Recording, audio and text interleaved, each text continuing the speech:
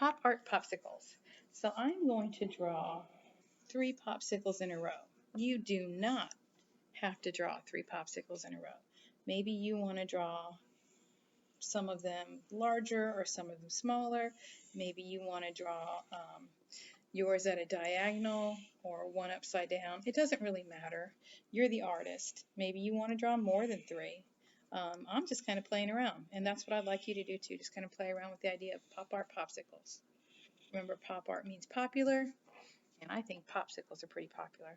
Now, it's artist choice today how you color these in. I'm going to let you choose how you want to color them. I do want to remind you that it is art class, so however you're choosing to color them in, that you should color them in very neatly and take your time and make it nice. So I haven't really played around very much with the colored pencils, so I think I'm going to do one in colored pencil.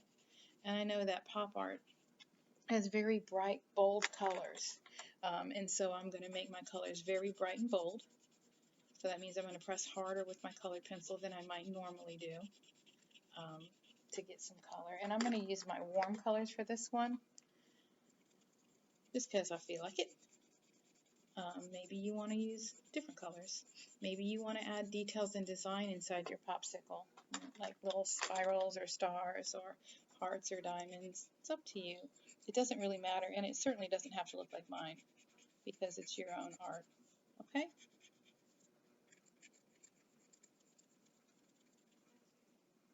All right, so that's number 1 for me. For the second one, I think I'm going to use crayon. I was trying marker out earlier, and our markers, our little art markers, are so wet that they are really tearing up the paper when we color with them. It's really interesting. So for this one, I think I'm going to do kind of a little stripey design. I'm going to use my cool colors. And, you know, maybe you feel like you want to do all of yours with colored pencil. Or maybe you feel like you want to do all of yours with oil pastel or watercolor. It doesn't matter. I'm going to do my last one in watercolor, and if you really feel like painting, maybe you want to do all yours in watercolor. Up to you. Okay? That's an artist choice, giving you guys a choice of supplies today. We don't do that very often, so.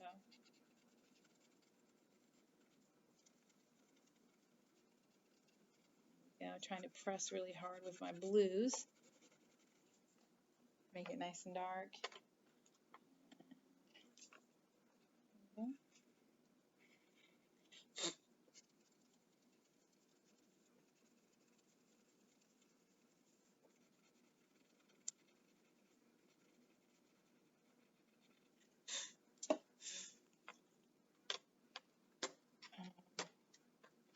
And the stick. I know the sticks are usually kind of a beige color, but this is art. I can do whatever I want. All right, so that one's done. And for that last little one, I want to use watercolor.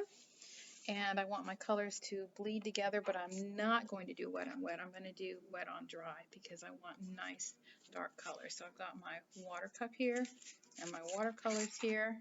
And how do you know what colors mix together well? Well, if it's a warm color, if it's a yellow, orange, red, and pink, if you mix them together well, it's going to look really pretty because warms mix together well with warms. Blues and purples mix well together. And greens and blues mix well, but purples and blues not so much, because what happens is the yellow that's inside that, I'm sorry, the green and purple not so much.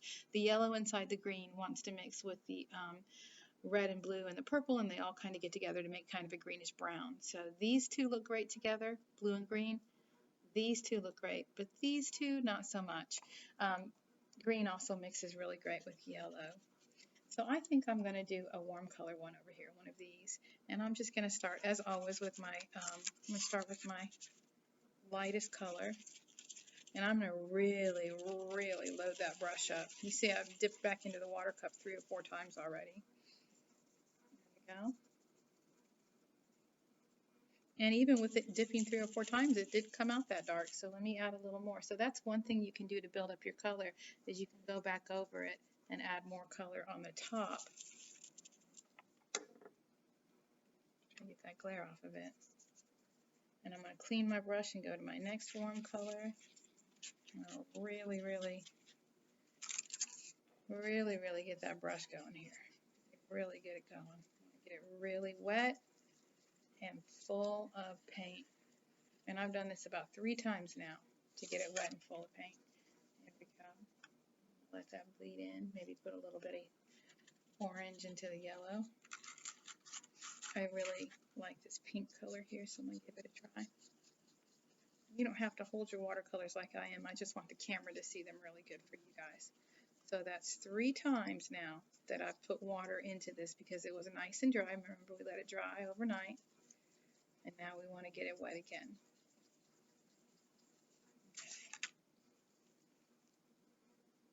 And I'm kind of thinking in my mind, I'm thinking, well, kind of make like a tie-dye, you know, tie-dye color, tie-dye popsicle.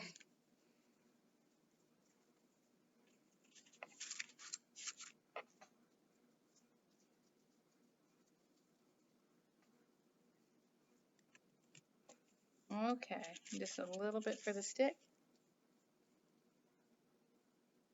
So now my Pop Art Popsicles are done. If you want to decorate the background, you can. Pop artists used a lot of repetition though, so if you're going to decorate the background, I am going to try one of my markers and see how it does. Just add some fun designs. You guys know I love spirals, but you can add whatever you want in the background. I would just recommend that you use some repetition of shape and color just to add fun detail and design. Already makes it more interesting and exciting just to add a little bit of pop of something else, doesn't it?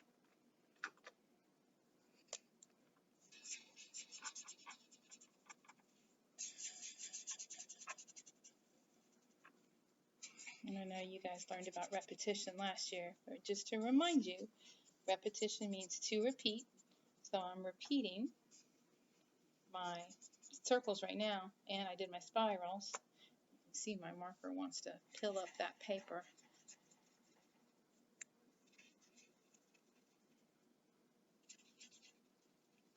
There we go, a little pop art design. So I think I'm done for the day, and I can't wait to see what you come up with for your Pop Art Popsicles.